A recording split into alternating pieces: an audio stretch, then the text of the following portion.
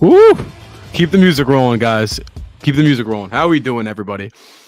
It's just me to start this off. Franco is joining us very shortly. Here he is actually right now. Woo!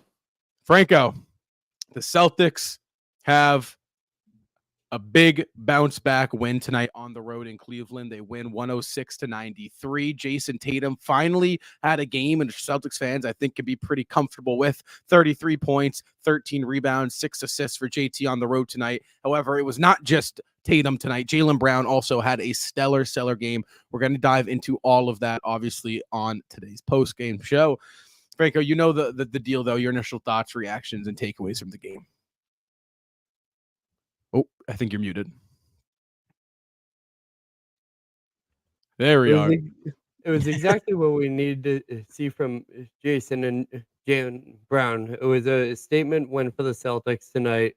It was a questionable way of going into it. I mean, first half was a little choppy. Cavaliers are giving us a run for their money. Donovan Mitchell has been playing his absolute heart out. Right. His scoring performance tonight matched both the Jason and Jaylen Brown's performances, and it looked like he put in double the effort. That just shows how talented this Boston Celtics team is, and the fact that they are able to balance it out and being able to portion it out and being able to step up in other ways. Jason Tatum's performances on the board tonight was absolutely phenomenal. He stepped up huge against Evan Mobley, especially on a night with Al not playing too much on the inside. He was more matched up against a less athletic Marcus Morris, or whenever they could get him on the least biggest threat on the court. But big step up from the boys tonight. It was a much needed win. Not just win, the way how it happened and how it looked from the C's was much needed, I think, after that game 2 just disaster we saw. I liked the intentions from the Celtics tonight. What they did, in my opinion, is very sustainable basketball. I loved how they used Tatum. I loved how they used Brown. And I really liked how they used Drew Holiday tonight and even Derek White. So I think what we saw tonight from Boston is really what you're looking for to see from these guys. Yes, those Derek White performances are awesome, right? They're icing on the cake for this team. However, that's not sustainably going to get you through the NBA playoffs, right? Those are as great as Derek White is, he's not going to be able to be the guy for you every single night, right? Who can be, and that guy is Jason Tatum and Jaylen Brown. And I think that's exactly what we saw tonight. So, I think defensively, the Celtics were able to withstand a bunch of punches that Cleveland threw. Mainly Donovan Mitchell. He is playing some phenomenal basketball right now, and he's kind of showing us that this might not be as easy as a series as we kind of came into this thing thinking it might be. He showed a lot of fight, a lot of heart, a lot of hustle from Mitch tonight, and I don't expect that to change at all throughout the course of the series. But I think for me, the big thing tonight, Franco, was how sustainable the Celtics offense was when Cleveland did go on those runs. 34 3-pointers attempted for the Celtics tonight. I mean, just an absurdly low number from a team like the Celtics, who really everyone believes they rely on the three. Tonight, they're able to kind of switch up on the fly and, make the plays that they needed to at the rim. And how important do you think that aspect of the Celtics we saw from those guys tonight was? Well, when you're facing such a small sized team like the Cleveland Cavaliers, especially when they're missing their star big man, Jared Allen, and Evan Mobley was dealing with some injuries throughout the game, that's something that the Celtics needed to take advantage of. Once they had Evan Mobley out on the perimeter, it was they could get by him with either Jason Tatum or Jaylen Brown right to the rack and find those easy scores.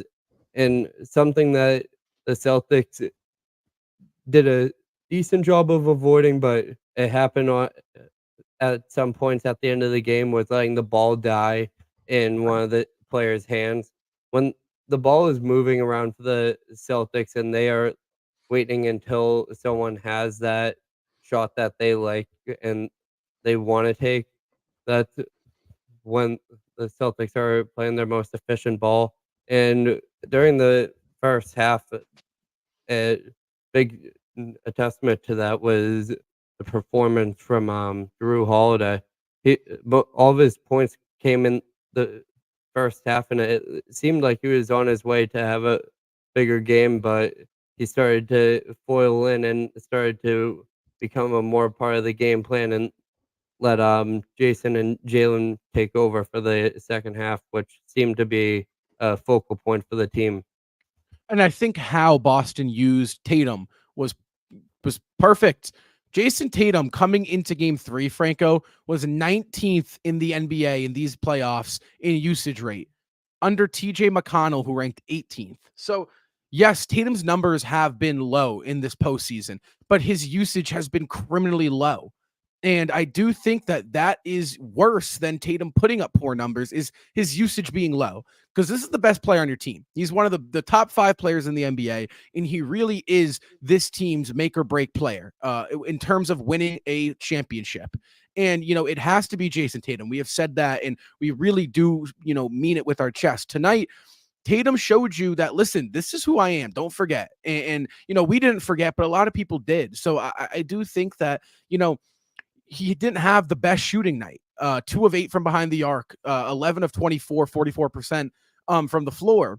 However, it didn't dictate his game. He was able to find others when they were open. The defense was distracted. He was able to get into the paint. He was able to get to the free throw line. This is the Jason Tatum that we need to see. And this is really the game plan that we need to see moving forward from the Boston Celtics. They cannot steer away from Jason Tatum, Franco, because when they do, their offense just isn't as sustainable as it is when Jason Tatum is running the show. And like I said, he ran the show tonight, and I think offensively you saw guys like Drew Holiday and Jaylen Brown and Derek White and Al Horford, didn't shoot the best, particularly a couple of them. Obviously, Brown and Holiday did, but they were able to get open looks. They were able to kind of get their looks and to their spots with a lot less contest and a lot less defensive pressure. So this team revolves around Jason Tatum. And the Celtics need to use Jason Tatum. 19th in the league in usage, Franco, is just unacceptable. So, how can the Celtics incorporate Jason Tatum moving forward?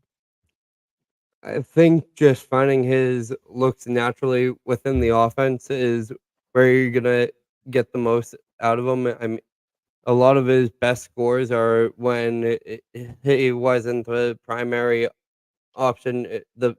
The play comes to him when he's moving off ball. I think that they have so many other options on the court that keeping him almost off to the side and then getting him that look and that mismatch when it is created for him will be able to get him the ISO looks that he wants. I think he can obviously take over during fourth quarters. I think during key points during this game, he was able to make those key plays that we needed him to make. He's starting to find that shot again, starting to find that confidence, and I think it's only going to escalate more as we get into deeper and more meaningful games in this playoff run. And it kind of felt like you were watching last year's Tatum, Exactly. where it's like, right, where it's like, this is who we're accustomed to seeing, right? These are the monster performances that Jason Tatum can do, and that he has done, and he will continue to do when the Celtics play like this. Tatum is your best player. When the ball is in his hands, the best things happen. Tonight, he was great, and I loved his aggression. He came out, and everything was very, very thought out and planned from Tatum. He was crashing the glass. He was making the extra pass. He was still getting his shots. He was, had a healthy balance. Something we talk about, Franco, here on the show is that Tatum needs to find that healthy balance of, I'm going to get mine while also incorporating others. Tonight was the perfect balance of that. He took 24 shots, all of which I like. I think there were a couple of threes that late in the shot clock that he settled Right. for.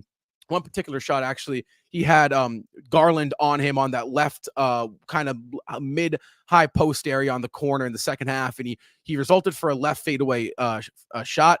I wasn't a big fan because I think that's bailing out Garland. Tatum is bigger. He can use his strength to get to the paint. Yeah. Right. But again, that's nitpicking, right? So, this is the JT that we know is going to be there. And I think again, it was a big win, right? You go up 2-1 in the series, but for me, my biggest takeaway is okay, let's get back to this brand of basketball. This is what the Celtics are capable of doing.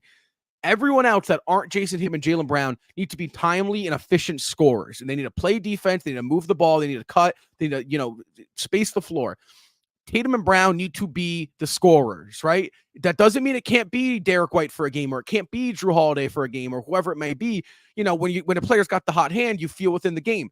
But in a vacuum, more times than not, it has to be Brown and it has to be Tatum, because that is when the Celtics, Franco, are playing their best basketball.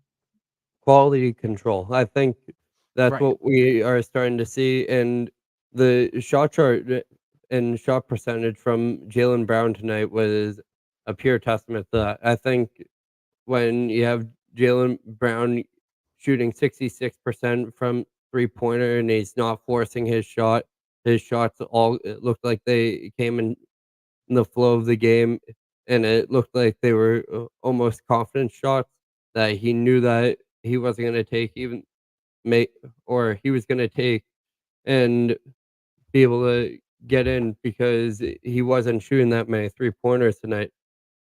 I think that he brings the energy for this team, and then if Jason Tatum just continues to feed off that and finds that hot hand, I think it'll continue to grow from here. I do think that, as I was very impressed with how Boston responded to Cleveland's runs. Quick shout out to Joe Mazzulla. Timeouts A+ tonight. Loved them. Right. Loved each and every timeout. I wasn't concerned about it. I wasn't yelling at the TV. Call the timeout. Right? Nothing. It was perfect. He looked comfortable. He looked in control. I think that's very important for these guys as well. It's just when you see Joe Mazzulla in control of the game, only being a second-year head coach, that's a very good sign for these guys, because he is, the commander of this team. He is the head coach, and it was a good sign, I think, to see Mazzulla in control. And I also think what was a great sign for the Celtics was, they did some damage control when things got tough, when the Cavs went on those runs, which, again, it's the playoffs. You're on the road. Teams are going to go on runs. That's okay. It's how do you handle the run?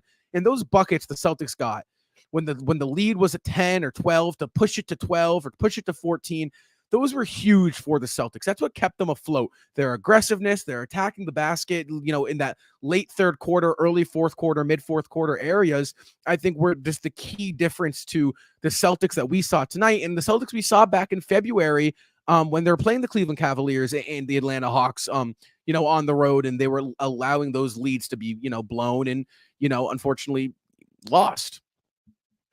Yeah, and I think now that the playoffs are here, I think we're starting to see a more regularized minutes with these games. I think during the regular season they were very spread out, more conservative with having more players on the court, giving more rotational players their shots to be able to maintain those leads.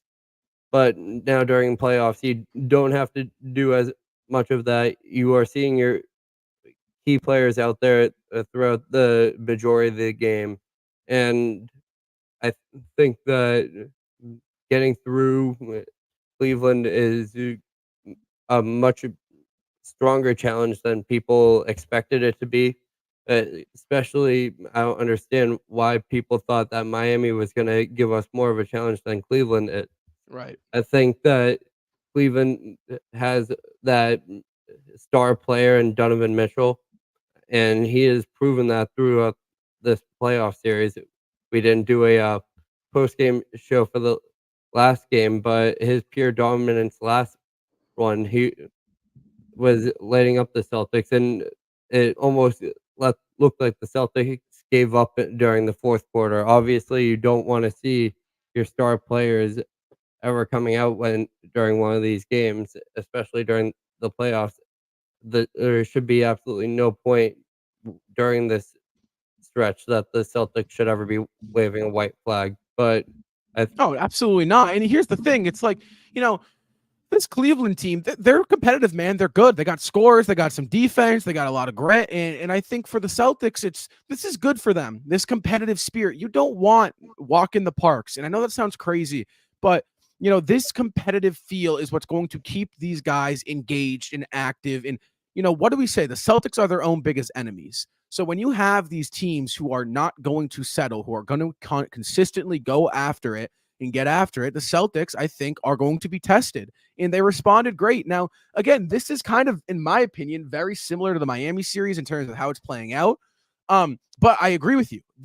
This Cavs team is better than Miami, man. Donovan Mitchell is one of the league's best scorers. Garland is as crafty as it can get. I mean, his playmaking is phenomenal. And then you got Mobley, who really is, with Porzingis out, kind of the ultimate mismatch for the Celtics defense. With Tatum lacking the size to guard him and Horford lacking the speed, you don't really have a guy that's down there that can kind of be that rim protector that you're looking for against this Cavs team that has some phenomenal slashers. So, I wouldn't be shocked if Cleveland gets another game on us. I could see this series going 6. I could see it going 7 in a world where, the Celtics, kind of make lives harder on themselves. They haven't showed me they're going to do that necessarily this playoffs. But again, you got to take it a game at a time. First of all, right? This win is awesome. They looked good, but in the playoffs, that doesn't mean anything. The game's over, right? It's on a game 4. So, I'm interested to see, just like Miami, Franco, in that Miami series, something I said, and you said it as well, is how do these guys respond after a win now, right? We know what these guys can do when they lose, when it's clear as day what you need to improve on, but how are they going to, bounce back in game 4? And how are they going to, really look to push? And, a game 4 win almost puts a nail in this coffin, right? You're going back home for a game 5 back at TD Garden looking to respond at home. So, I don't know where you're at, but I think that's what I'm looking forward to about game 4 is, how are these guys going to pay attention to details after a win versus after a loss? I mean, this should be a gentleman's sweep. I think that getting into on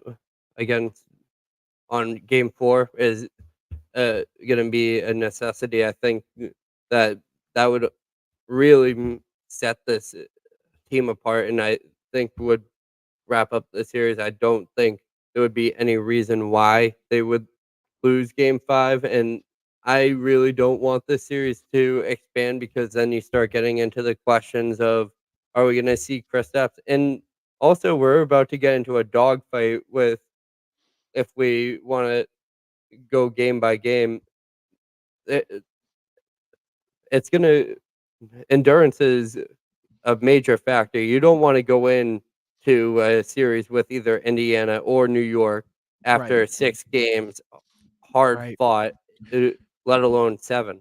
And you know what, too, Franco, is that, like, when you look at Indiana and New York right now, how that series is playing out, neither of those teams are going to quit. That's going to go to 7. That's almost a game 7 series. So if we wrap it up in 5, that's almost 4 days off for us. Exactly. And that's what's so important, is that right now, what New York is doing is very impressive, right? New York probably plays the hardest brand of basketball in the NBA. They're very tough. They're physical. They get after it. They're well coached. Brunson is on a heater right now. So I think when you look at your plan of attack, if, you do want to look forward and what they have to do in this series, you really have to nail the details against Cleveland, so you can have that upper hand of your energy and your health, because right now that's the knock on New York right now. They're injured, they're not necessarily at their strongest. So if you can handle this series very smart and very quick, then you were going to be able to have the upper hand on a New York team, or, maybe potentially Indiana. You got to see what happens, obviously, tomorrow night in that series. But, that's what's so important about these games. Something we talked about the Celtics were unable to do last year, and they've done it so far this year, is capitalize on the moment, right? We've seen these guys make life harder on themselves. But, this year, you have a great opportunity to sit, like you said, sit at home for 4 or 5 days before your next game against a New York team that could be very banged up potentially. I mean, you got Anunoby that's hurt. You got, Brunson dealing with some injuries. You got Mitchell Robinson obviously been out. Randall's obviously out. Yep. Yeah. So, you got all this long list of injuries for that Knicks team who, if you do handle your business against Cleveland, it could, pay off huge. And, not even to mention Kristaps. You're giving Kristaps more time to get healthy and get ready and come back for potentially an Eastern Conference Finals. appearance. So I do think that, entering game 4, see more of what we saw tonight. And I do, again, I want to dilute kind of and talk about the 3-point attempts, because something I have been impressed by, and I'm wondering where you're at with it, the Celtics' ability to win these games without relying on the 3-point shot. I kind of got a sense they could potentially do it, but I didn't think they're going to be as good or do it as often as they have been in this playoffs, kind of push. And if they weren't, I feel like that we'd be dealing with a much harder series in either one. I mean, there are some games that if we tried to get into a shootout with these other teams, just because of the way things are laid out for them, they would be making this a much more of a shootout. I think Boston has done a great job of minimizing the other team's offense that leads Right. to their success on the other side.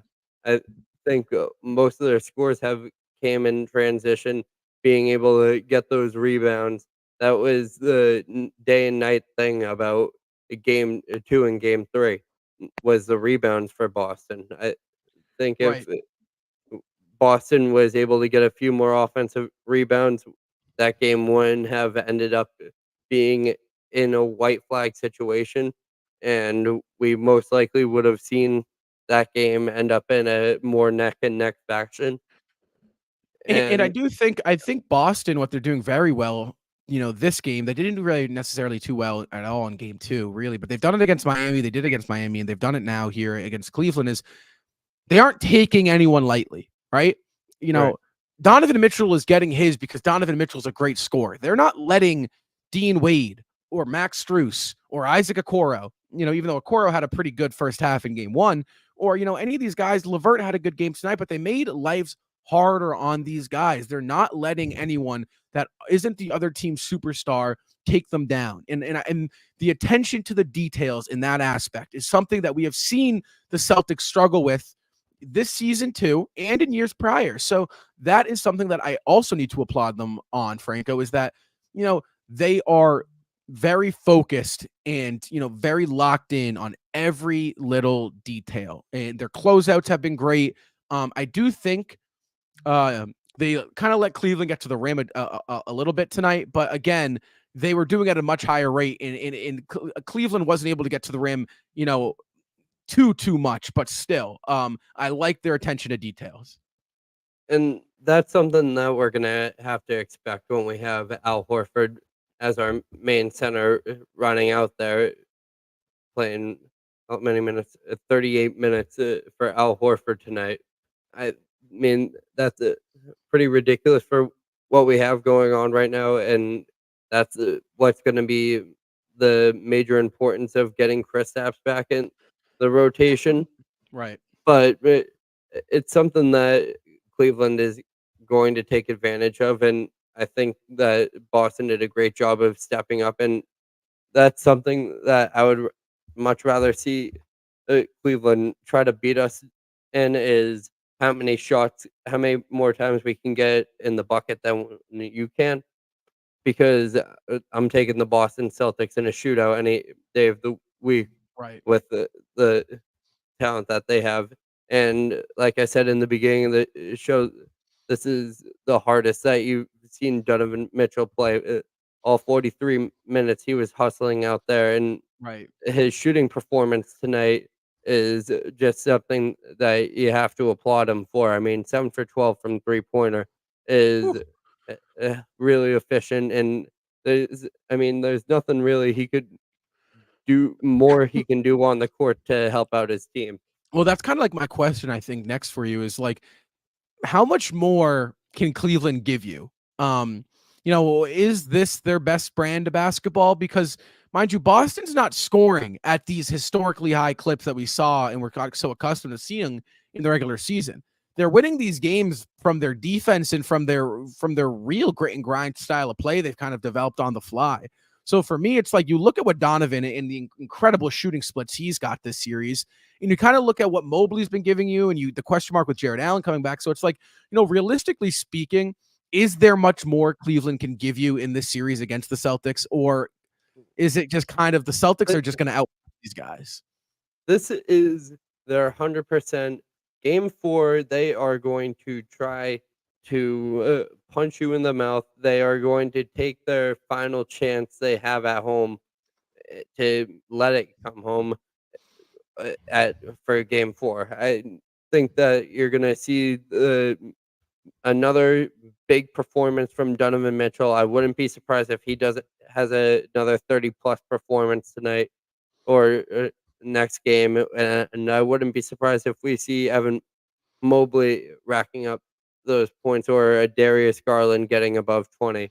And I definitely see Cleveland being able to put up more points than 93 against the Boston Celtics. It's just a matter of being able to keep your thumb on them when you Right. have the lead and uh, reading that pulse and being able to control the pulse of their team Right. and not allowing it to slip up on you and let that crowd and momentum get behind them. And for me, like, I just don't know. It's like, how much more of this can Cleveland give you? Is kind of where I'm at with this series, right? Because I think Boston can give you a whole lot more of this, right? And then some. But for Cleveland, it's like, all right, you look at what Donovan's doing. You could get some more out of Darius Garland. I think Garland's kind of been lackluster and subpar this series. I think Mobley's doing what Evan Mobley can do. And I think the Cavs are getting some help from at least one other guy off the bench, whether it's a Coro in game 1 or And tonight it we was know it Levert. and we know what Strus is capable of if Right. he catches on fire. So it's like, how much more can this Cleveland team give you is kind of where I'm at. So it's like, you know, for me, the Celtics could very easily go on and win these next 2 games and advance to the Eastern Conference Finals. I also do think there's a very realistic world where Cleveland, they win game 4 and they respond. And Right. you're potentially looking at a longer series than you expected. So again, Boston's tough to beat when they are paying attention to the details because of how much talent these guys got. So for me, I guess my question next for you, you look at game 4, how important is this win for the Celtics when you look at all the other in the, circulating you look at kind of everything else that's going on, right? But between in-house with the Celtics and managing the Porzingis minutes, and you look at the other series that you might be able to get more rest from. So, how important is it to be going back to Boston up 3-1 and not tied 2-2? I mean, I think it would just be giving a hot Donovan Mitchell something to grasp onto. If Right. they know that they can get 2 games on the Boston Celtics and take it into a tied series, I will think I don't know if I said this in other post-game shows or in a playoff preview episode. I think that this team never be tied or down in a series this year. There shouldn't be a point that the Celtics are looking at a 2-2 series or m even worse, a 1-2 series or Right. something of that sort. This team is just too good to be putting themselves in a underdog battle Right. position.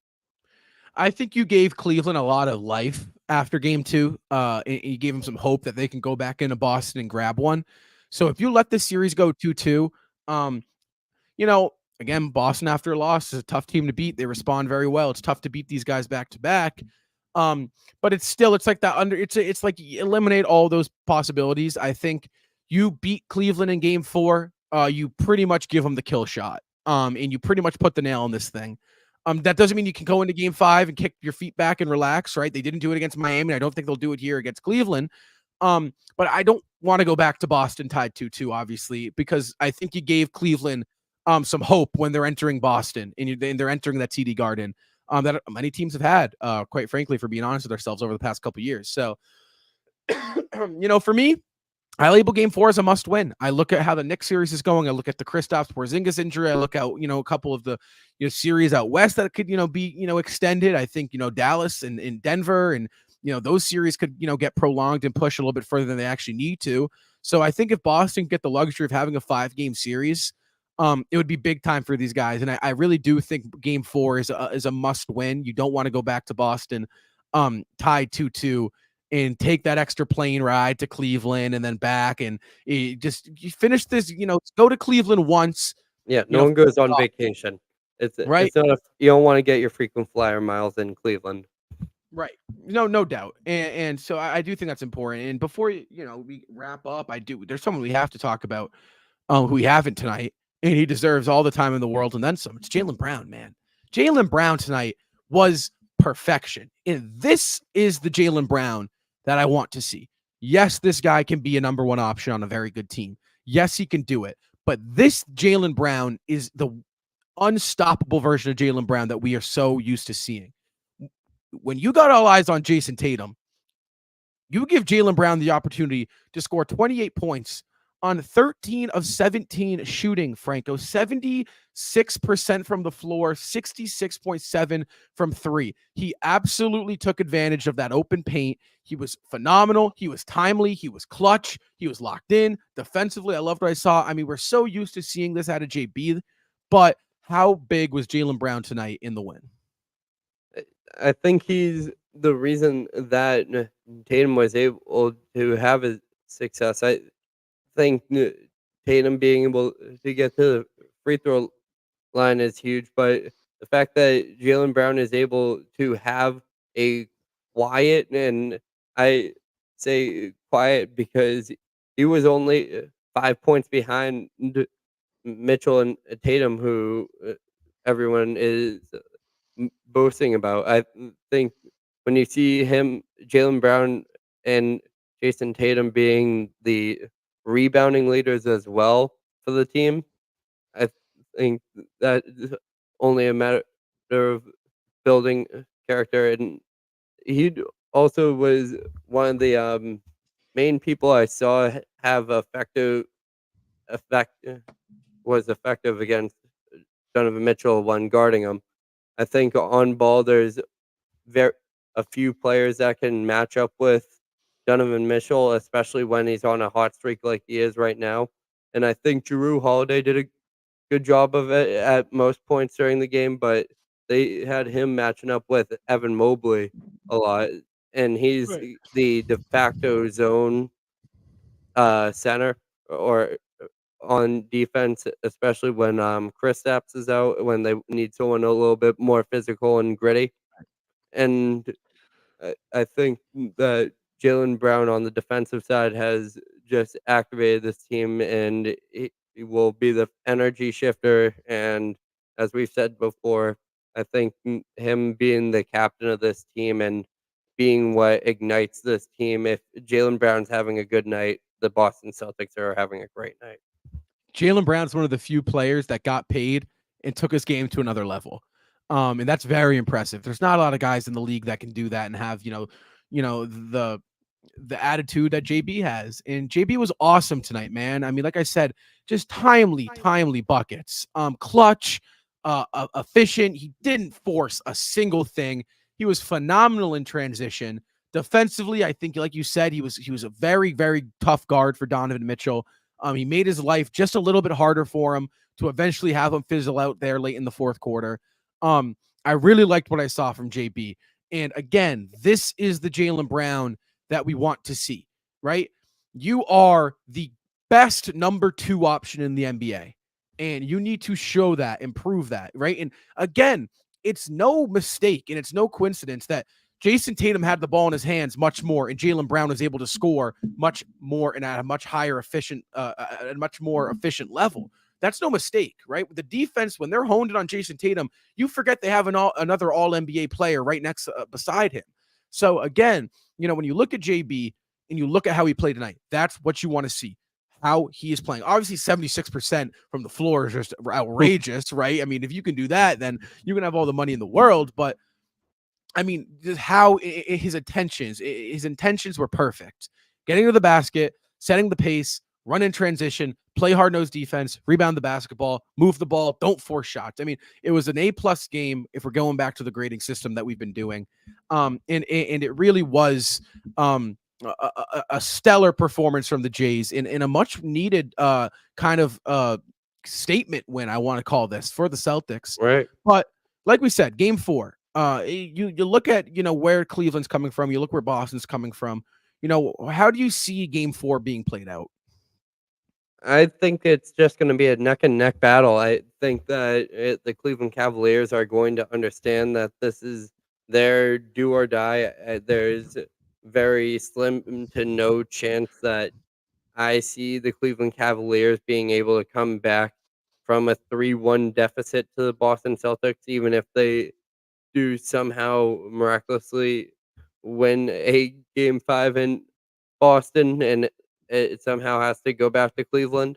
I think that you're gonna see Donovan Mitchell have one of those star-studded performances. You're definitely gonna see a more physical level of play from the Cleveland Cavaliers. I think that they're definitely not gonna let themselves go out without a fight, and I think if they give it all tomorrow and they don't come out on top, I think that you can expect things the Cleveland Cavaliers to go into game 5 with their heads down a little bit more than they would if Right. they are going into an even series. This is their biggest punch they're going to throw. Bigger than Right. tonight, bigger than in game 2. This is going to be their, you know, last ditch. You're on the canvas, one last effort, and Boston needs to come out swinging. They need to deliver the knockout punch. Like you said, 3-1 against Boston when you're going on the road, you're pretty much throw the white flag in. Doesn't mean they will. Doesn't mean they can't. Right? Anything like Definitely one. Yeah. anything can happen. Boston needs to handle business if this, if they do go up 3-1. But again, this is going to be the toughest game of the series. Is game 4 on the road up 2-1. And if Boston realizes that and Boston understands that and they come into game 4 doing the, with the right intentions and doing the right things, and I think they absolutely take game 4 and head back to Boston up 3-1. So again, it's going to be a good one. And we will have you guys covered back here live for Celtics Talk Weekly post-game live. The Celtics tonight, Franco, they pick up the win on the road in Cleveland.